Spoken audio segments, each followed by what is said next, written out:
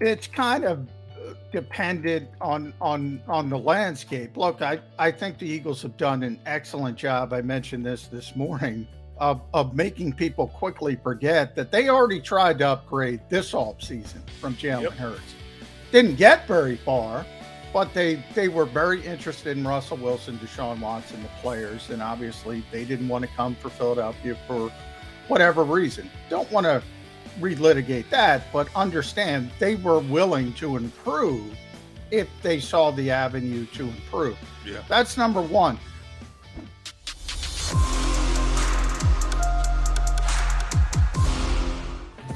All right, we are back. Hour number 2, Sports Take, JAKIB Sports YouTube Network. D. Gunn, B. Brooks, R. Ellis, and joining us now, you can catch him each and every morning with Jody Mack, Birds 365, 8 a.m. to 10 a.m. Eastern.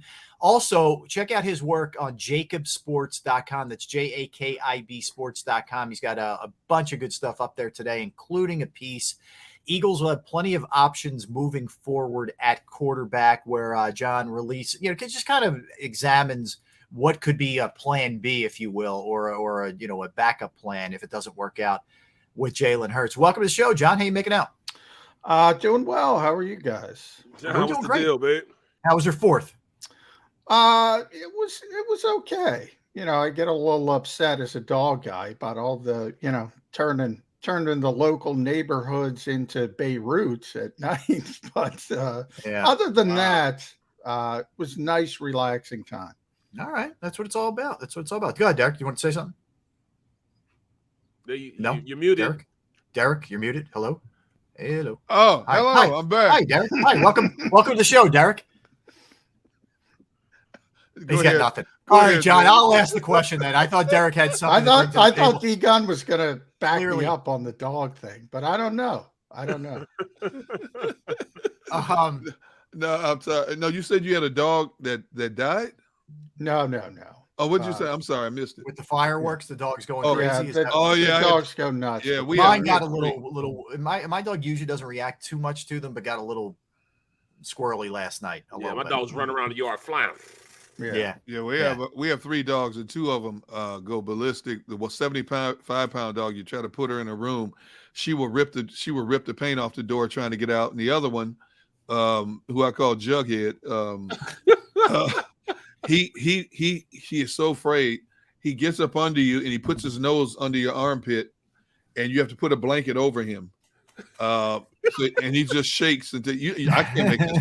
If there's fireworks or thunder and lightning, I wish I could make this up. And then when you get up and walk away, he follows you everywhere you go. You don't even know he's behind you. You almost step on the poor thing.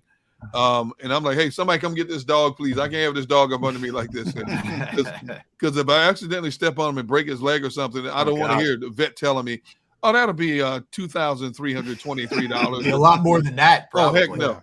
No. Yeah, can you just give him a wheelchair or something to get, I ain't paying any kind of money to get the dog. I got to think about that one. Yeah, I hear you. All right. Well, John, let's start with this. Again, really good piece today, and love all the stuff you're doing for JAKIB Sports. But look, nobody wants this to be the case or the scenario. Everybody wants Jalen Hurts to go out and crush it, and you can use those picks on whatever you want, whatever else you feel like you need. But they have 2 picks waiting in the wings next year, depending on how they finish up, and et cetera, and New Orleans as well. That could very well turn into the possibility of trying to move up, trying to grab a CJ Stroud, although it's going to be a big leap if you're trying to get up and get those guys. But we've seen Howie do some pretty crazy things before. Or you could trade those picks and potentially get a guy who's currently playing, which feels like the former is a lot more of the Eagles' MO than the latter, for sure. Yeah, I mean, it's kind of dependent on the landscape. Look, I think the Eagles have done an excellent job. I mentioned this morning of making people quickly forget that they already tried to upgrade this offseason from Jalen Hurts. Didn't get very far, but they were very interested in Russell Wilson, Deshaun Watson, the players, and obviously they didn't want to come for Philadelphia for whatever reason. Don't want to relitigate that, but understand they were willing to improve if they saw the avenue to improve. Yeah, that's number one. I think there's been this strange kind of narrative that the Eagles are in this weird position where they don't have options any longer. And it's going to be really difficult because they're not going to be able to get up to the top of the draft, as you mentioned, Rob, with CJ Stroud or Bryce Young. One, they already did this in 2016. They moved up from 13 originally. People forget. They leapfrogged, I think, to 8 and then ultimately to 2 to get Carson Wentz. So Howie Roseman has proven he can be pretty inventive when it comes to these things. But even if he can't do that, the assumption that there's only 2 quarterbacks in this draft coming up. Now, it's very early in the process, but you already see a host of names coming into the mix as potential first-round picks. Will Levis, a kid who used to go to Penn State, transferred to Kentucky, could be a top 10 pick. Spencer Rattler, people forget about him, transferred from Oklahoma to South Carolina. All of a sudden, he's back in the mix to be a potential top 10 pick.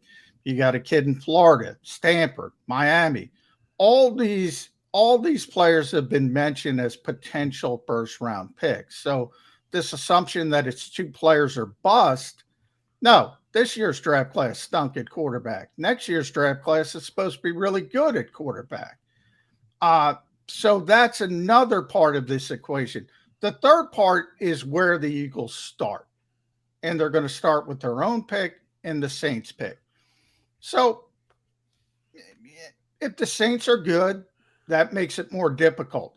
If the Eagles are good, it makes it impossible. But who cares? If the Eagles are good, they're not going to be looking to move on from the quarterback. Right. And if you want to move on from your quarterback, it means your record's probably going to be pretty bad. It means if Hurts didn't play well, exactly. it'll be less of a challenge. And that means, and that's what I'm trying to say, Rob, that means if you want to move on, you're going to start with at least one of those picks in a decent spot to do that leapfrog. Might even be 13, where it started in 2016.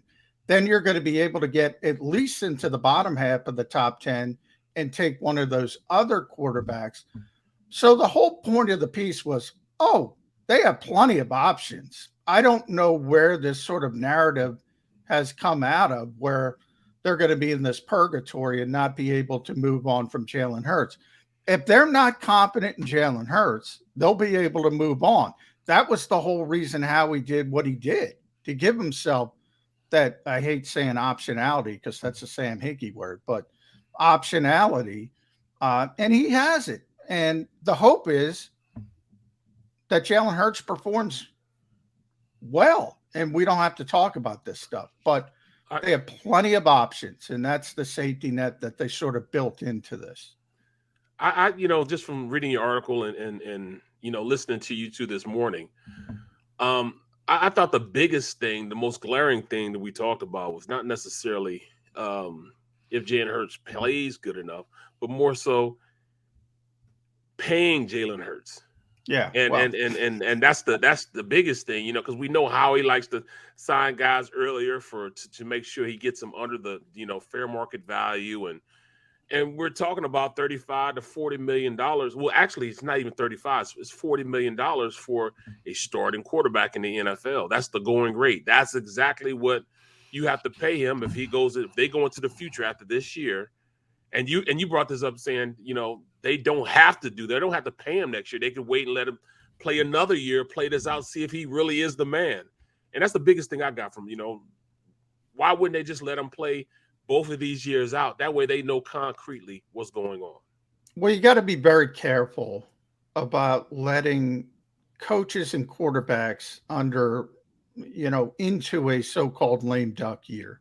You don't want to do that. Bad organizations do that because it sends a signal to the rest of the team, the rest of the locker room, that you don't believe in the coach, you don't believe in the quarterback. And look, the Eagles like to, as you mentioned, Barrett, they like to identify young players early anyway, because Howie Roseman understands it ain't getting cheaper if they perform. It's only getting more expensive. And if you keep kicking the can down the road, it's only going to get more expensive if you finally have to pay the player. That's one reason they don't want to go into that lame duck year. The second one, and I think the far more important one, is that signal I was talking about. look, if you go into a lame duck year with Jalen Hurts, you can do it. But you pretty much signaled, okay, we're done. This is it. We're going to turn this thing over because you kick the can as far as you can go. Year 5, he's a veteran player. He's on his second contract. Either you're going to sign him for significant money, or you're not going to want to sign him for one of those Jameis Winston type deals, because what's that going to do for you?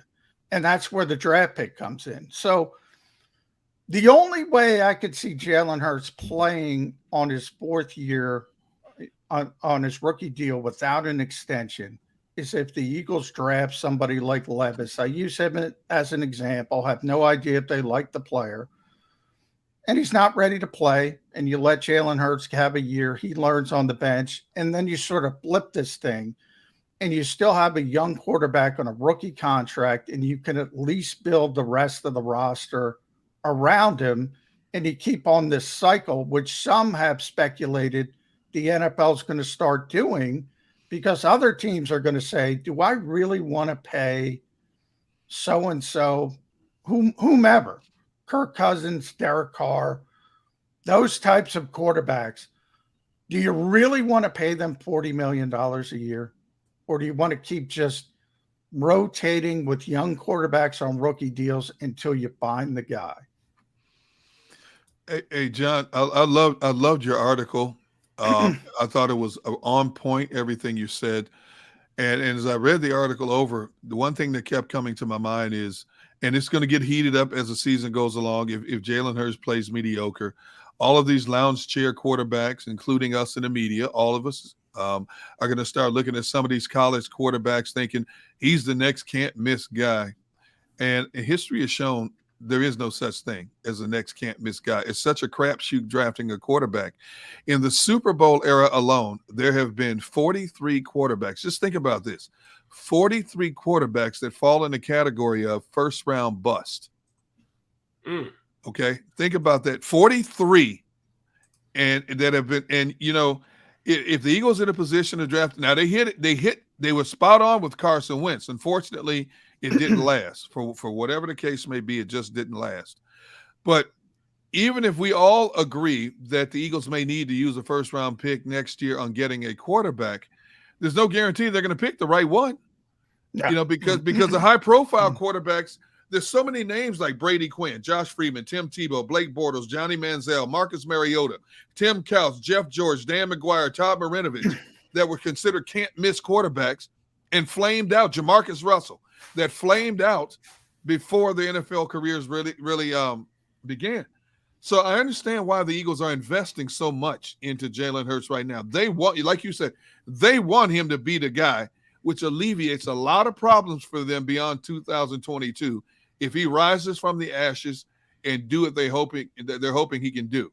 But if he's not, we're going to be sitting on pins and needles, not just through the draft next year, but until that guy steps under center like Donovan McNabb did, and it's his show, until we truly determine whether or not this guy can play at this level or not. And that just scares me to death when your team is looking for that next great quarterback. There's no guarantee you're going to find him in a draft. Well, and that's where I wonder too. And this doesn't feel like it's something they're big fans of doing for a lot of reasons. But you know, you're going to have options. You're likely going to have Baker Mayfield types out there available, and who knows beyond that what happened with teams that just don't have the same kind of year you thought. Guy is up and down, whatever. John, do you think that that's a possibility, and how likely are they to explore the market in the league, guys who are already established veterans? I don't think, and they've kind of shown it this year, Rob, where, you know, people think it's an insult that you look into Russell Wilson or Deshaun Watson. I think it was actually a compliment to Jalen Hurts for this reason. The Eagles were willing to upgrade. They wanted to upgrade if they could find a superstar elite quarterback, and they considered those two names. Watson from a talent standpoint, obviously Wilson more proven without all the off the field stuff. But I think we can all agree those guys are really, really superstar level talents. the Baker Mayfields of the world, the Jimmy Garoppolo's, Eagles have had no interest, not even thinking about it. And you could make a strong argument that they're both more proven than Jalen Hurts, but the Eagles have no interest in moving in that direction because they do like Jalen Hurts. So in a lot of ways, I think it's a compliment that they only had this small sort of avenue. All right, we'll upgrade if we can get Russell Wilson.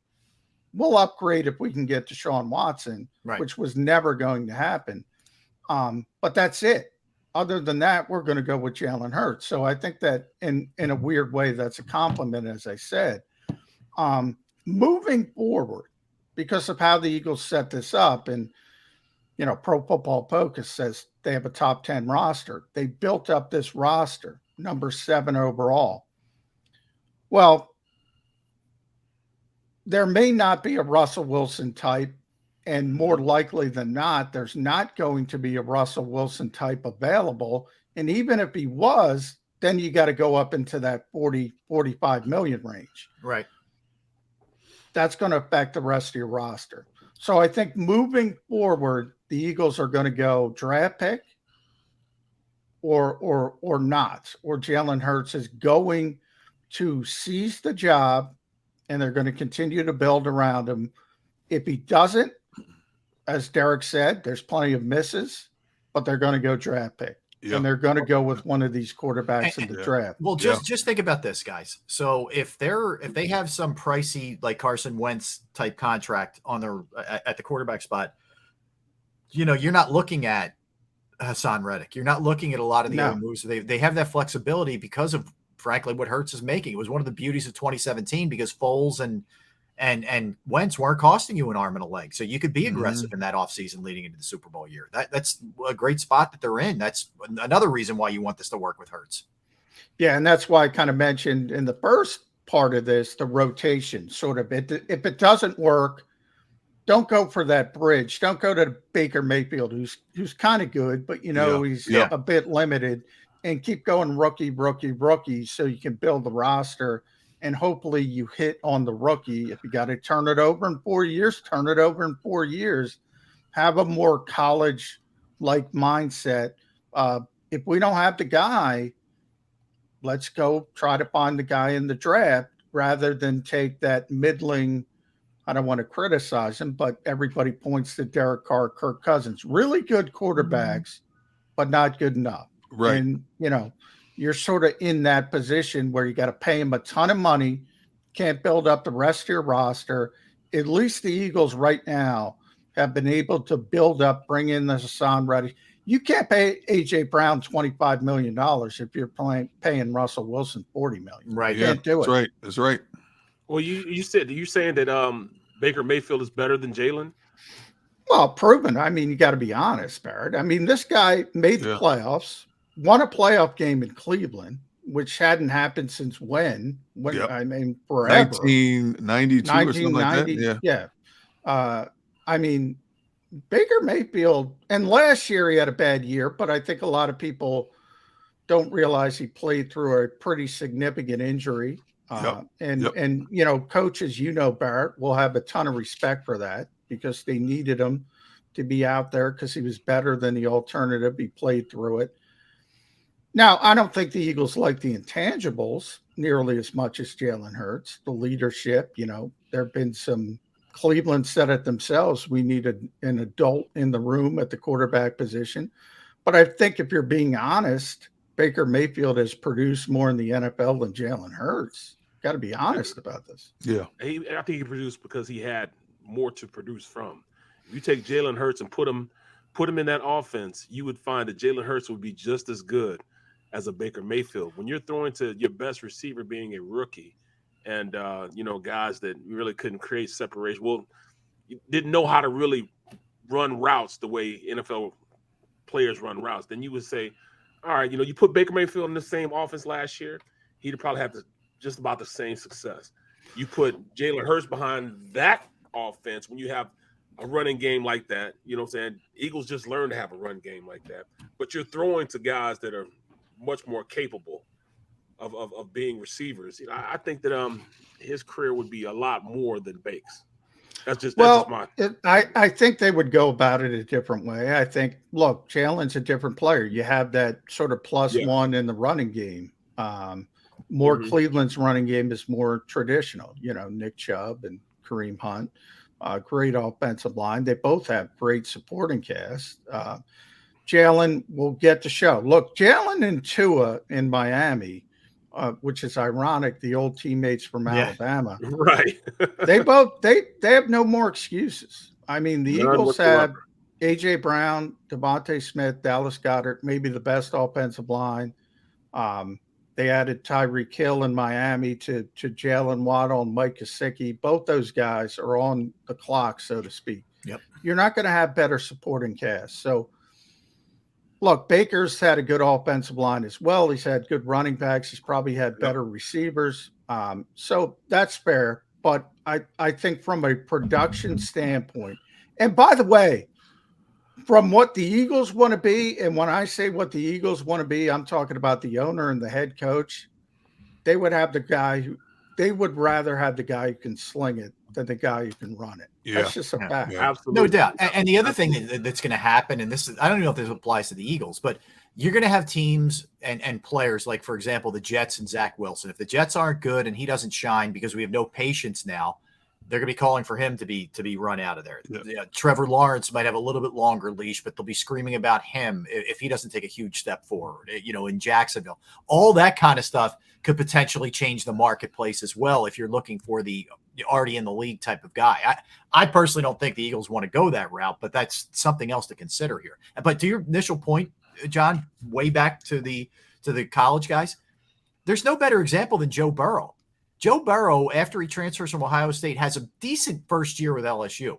Wasn't on the radar, and all of a sudden he vaults to the Heisman and the number one guy, and he looks like the next quarterback that there is. So things change really quickly, even in the college year. Yeah. Oh, they sure. Zach Wilson. Nobody was talking about Zach Wilson coming into that year, and all of a sudden he turns into the third pick in the draft. You go back to last year, there was one pretty famous draft person who said Carson Strong was going to be the number one overall pick at this time going into the last year's college season. The Eagles got him undrafted. A lot of other people thought Sam Howell. Turns out to be a fifth-round pick. Spencer Rattler, he got benched at Oklahoma, had to transfer to South Carolina. People were talking about him as a potential for number one overall pick. Things can happen really quickly from both a positive and a negative fashion.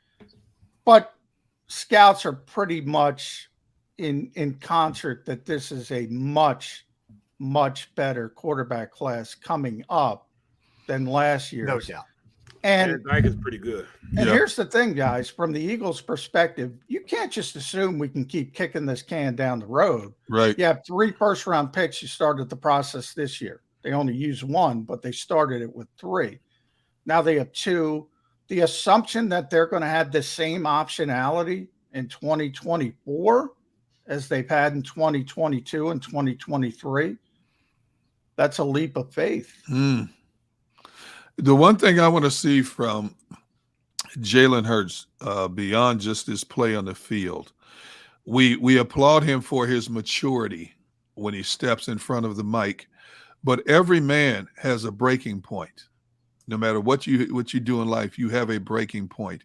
If things are going south from him, and as you guys all know, all 3 of you know this Philadelphia market well. When if all of the questions are based on his deficiency every time he steps in front of the mic, what's his breaking point of getting tired of answering those questions?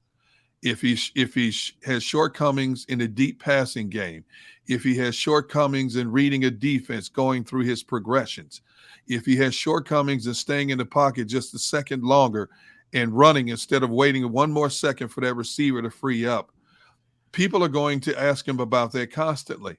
He has done a commendable job up to this point in a limited amount of exposure we've had a chance to see him in front of the media of answering questions. But if the questions are a constant barrage of his negativity instead of his positive productivity, what's his breaking point?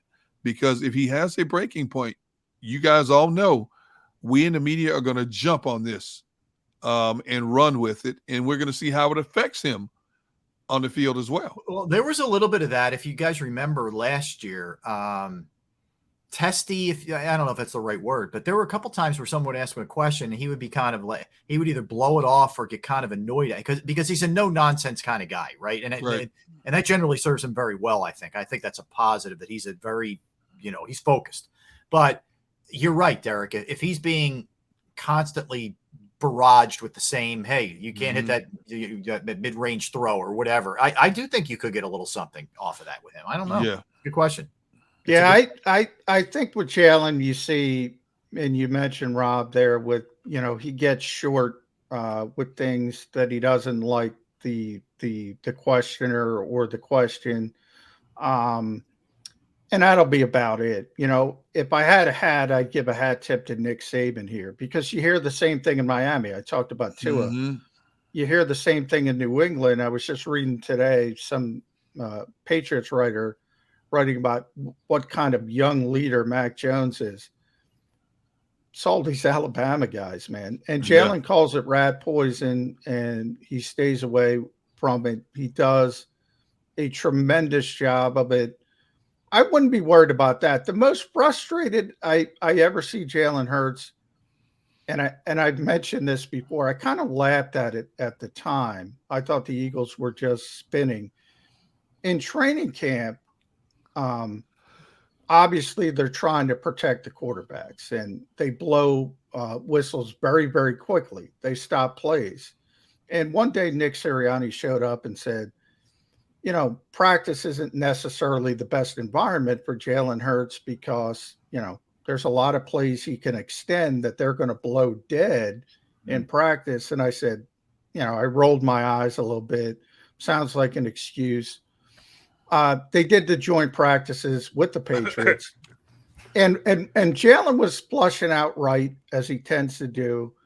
And the ref blew the whistle, and he just fired the football into the turf, because in his mind, he knew, well, I could extend this play. I could keep going, and who knows what's going to happen. That's when I see him frustrated on the field, when he can't compete, things like that.